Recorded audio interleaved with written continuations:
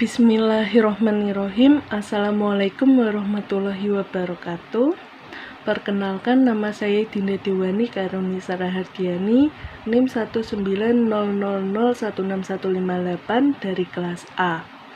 Alhamdulillahirabbil alamin, wassalatu wassalamu ala asrofil anbiya'i wal mursalin wa ala alihi wa sahbihi ajmain. Rabbi shrahli sadri wa yassirli amri wahlul 'uqdatam min lisani yafqahu qawli.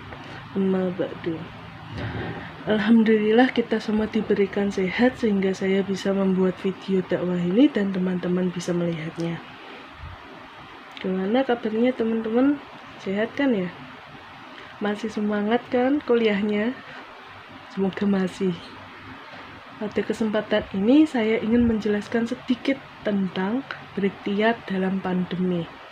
Teman-teman pasti sudah tahu apa itu ikhtiar. Ikhtiar itu seseorang berusaha menjemput rezeki dan keinginannya hingga mencapai batas maksimal yang mampu dia lakukan. Ada dalil Al-Quran yang mengandung perintah ikhtiar, baik yang perkara dunia ataupun akhirat. Dalam surat Ar-Ra'd ayat 11 yang berbunyi, Bismillahirrohmanirrohim. Innallaha la yughayyiru ma biqaumin hatta yughayyiru ma bi anfusihim. Yang artinya, sesungguhnya Allah tidak akan mengubah keadaan suatu kaum sehingga mereka mengubah keadaan yang ada pada diri mereka sendiri. Dalam ayat ini menegaskan bahwa jika menginginkan sesuatu maka harus berusaha. Ikhtiar itu wajib bagi seorang muslim. Jika bermalas-malasan bukanlah ciri seorang muslim. Gimana caranya menghilangkan malas? Caranya kalian bisa mencari motivasi, atau kalian keluar dulu dari zona nyaman. Dan yang terpenting kalian tuh berdoa sebelum melakukan aktivitas agar terhindar dari rasa malas. Ada bacaan yang dibaca oleh Rasulullah untuk menghilangkan dari rasa malas, yaitu Allahumma inni a'udzubika minal kasali wa a'udzubika minal jubni wa a'udzubika minal harami wa a'udzubika minal bukhli. Artinya, ya Allah, sesungguhnya aku berlindung kepadamu dari rasa malas, dan aku berlindung kepadamu dari sikap pengecut, dan aku berlindung kepadamu dari pikun, dan aku berlindung kepadamu dari sifat pelit. Kembali lagi ke topik. Jadi orang yang berikhtiar itu tidak luput dengan doa. Jadi harus imbang nih teman-teman antara doa dengan ikhtiar. Kita nggak boleh ikhtiar saja tanpa berdoa. Kenapa? Karena itu merupakan kesombongan dari hambanya. Karena seakan-akan dia itu mendapatkan keinginannya tanpa bantuan dari Allah Subhanahu wa Ta'ala. Sebagaimana disebutkan dalam Al-Quran surat Al-Mu'min ayat 60 yang berbunyi, Bismillahirrohmanirrohim. Wa qala rabbukum ud'uni astajib lakum. Innal ladzina yastakbiruna an ibadati sayadkhuluna jahannama dakhirin.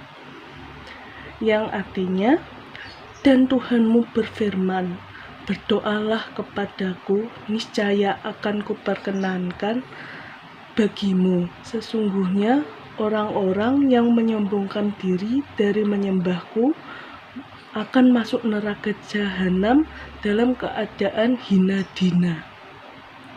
Nah, maka dari itu kegigihan ikhtiar tidak boleh melemahkan doa. Selain itu, kita nggak boleh hanya berdoa tanpa lakukan ikhtiar. Kenapa? Dalam seorang muslim itu tidak diizinkan untuk berpasrah diri. Walau rezeki sudah dicatat, dan tidak akan tertukar. Seperti pada pandemi ini, menurut saya ikhtiarnya ada dua, yaitu ikhtiar untuk sembuh atau berjaga-jaga dan ikhtiar untuk mencari rezeki. Nah, kok ikhtiar untuk sembuh? Iya, karena seseorang yang sakit pasti menginginkan sembuh.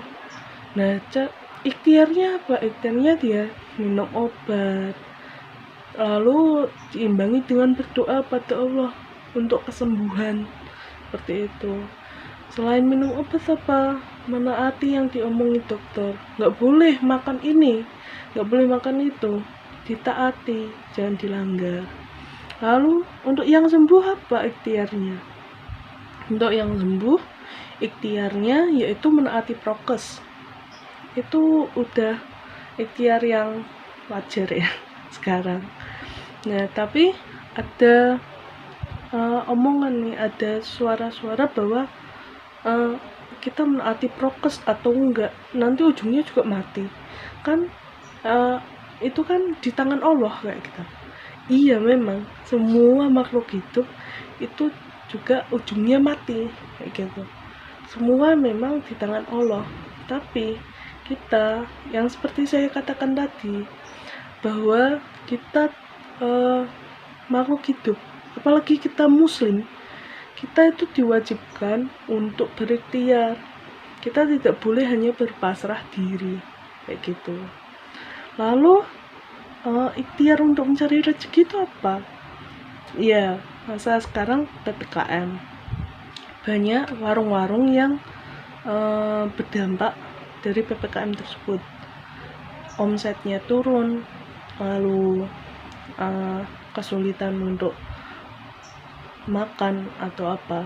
Tetapi jika kita bisa memanfaatkan segala sesuatu, misal saya mempunyai warung penyet, lalu saya juga berdampak nih, warung saya dari PPKM itu omset saya turun. Nah, sekarang ini teknologi sudah berkembang, kalian hanya memakai teknologi tersebut.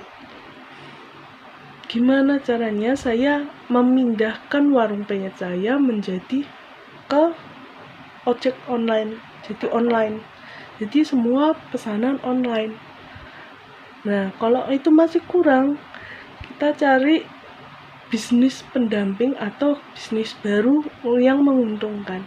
Kita harus pintar-pintar mencari celah. Memang di saat pandemi ini serasa semua itu dipaksa untuk bisa teknologi seperti itu, karena teknologi sudah berkembang dengan pesatnya, dan itu bisa dimanfaatkan oleh kita jika kita tepat dalam memanfaatkan itu. Kita tidak perlu khawatir kayak gitu untuk masalah rezekinya. Nah, hasilnya gimana nanti? Hasil itu kita pasrahkan pada Allah. Yang terpenting kita sudah melakukan ikhtiar sebagai lahiriahnya, dan sebagai batiniahnya kita imbangi dengan doa seperti itu. Nah, dalam Al-Quran telah dijelaskan pada surat At-Talaq ayat 2-3 yang berbunyi, Bismillahirrahmanirrahim. Wa may yattaqillaha yaj'al lahu makhraja wa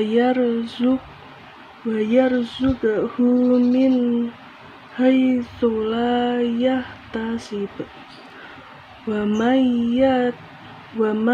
yatawakkal 'alallahi fahuwa hasbuh. Innallaha balighu amri qad ja'alallahu likulli syai'in qadara. Yang artinya, barang siapa bertakwa kepada Allah, niscaya Dia akan mengadakan baginya jalan keluar dan memberinya rezeki dari arah yang tiada disangka-sangkanya. Dan barang siapa yang bertawakal kepada Allah, niscaya Allah akan mencukupkan keperluannya. Sesungguhnya Allah melaksanakan urusan yang dikehendakinya. Sesungguhnya Allah telah mengadakan ketentuan bagi tiap-tiap sesuatu. Bagaimana kalau gagal? Gagal dalam ikhtiar disebabkan oleh keterbatasan dan kekurangan yang terdapat dalam manusia sendiri. Jika gagal dalam usaha, seorang muslim diwajibkan untuk bersabar. Kenapa kok bersabar? Karena orang sabar itu tidak akan gelisah dan keluh kesah atau berputus asa. Agar ikhtiar atau usaha dapat berhasil dan sukses, hendaknya melandasi usaha tersebut dengan niat ikhlas untuk mendapatkan ridho Allah dan mengikuti perintah Allah yang diiringi dengan doa yang tulus. Seperti itu teman-teman. Nah, dari ikhtiar ini manfaat yang kita dapat apa? Manfaat yang didapat itu ada 6. Yang pertama, kepuasan batin karena telah berusaha dengan sekuat tenaga dan kemampuan yang dimiliki. Yang kedua, terhormat di hadapan Allah Subhanahu wa Ta'ala dan sesama manusia. Yang ketiga, dapat menjalankan hidup hemat karena merasakan susahnya cari kerja. Yang keempat, tidak mudah berputus asa. Yang kelima, menghargai jerih payahnya dan jerih payah orang lain. Yang terakhir, itu tidak menggantungkan hidupnya pada orang lain. Ya, demikian yang dapat saya sampaikan. Semoga bermanfaat bagi kita semua dan semoga dapat diterapkan dalam kehidupan sehari-hari. Kurang dan lebihnya saya mohon maaf, karena kebenaran hanya milik Allah dan kesalahan hanya milik saya. Billahi fisabilil haq fastabiqul khairat. Wassalamualaikum warahmatullahi wabarakatuh.